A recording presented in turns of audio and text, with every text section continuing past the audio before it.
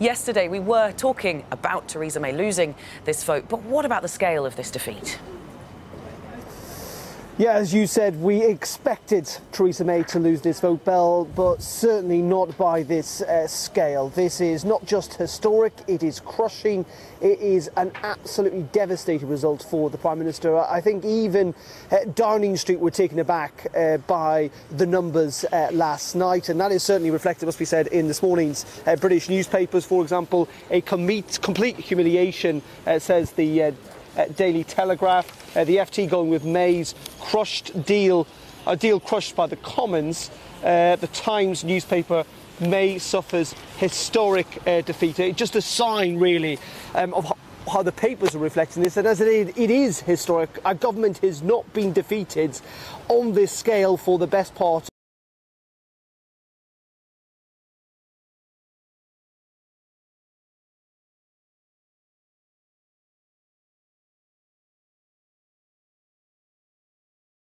today, brought about by the Labour Party. It is now likely that she will win that vote, not least of all because Northern Irish MPs who are part of this supply and confidence deal have said they will back her.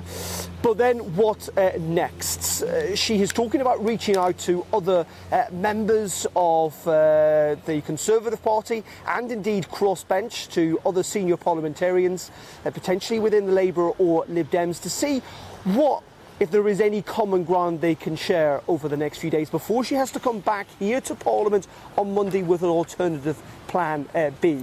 But what can that be? Because ultimately her critics, all 432 who voted against her last night, have got still very different visions of what they want Brexit to look like, Bell. We have got people who want a second referendum, right through to people who want no deal. That is why May thought her middle ground deal would win, but clearly there's not even enough support for that.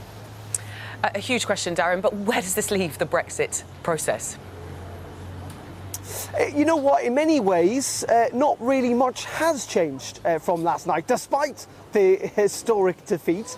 Many will still look to that vote, and there are still people suggesting May's deal is not necessarily dead, because it is still the only negotiated deal with the European Union, and when it comes down to it, maybe potentially at the last minute, and it is a choice between no deal, which is the legal status where the UK is right now, and May's deal, the MPs may well still opt for the Prime Minister's deal in the end if the EU are unwilling to move. And by all reports this morning out of Brussels and Strasbourg, the case still remains that the EU are fundamentally going to shift.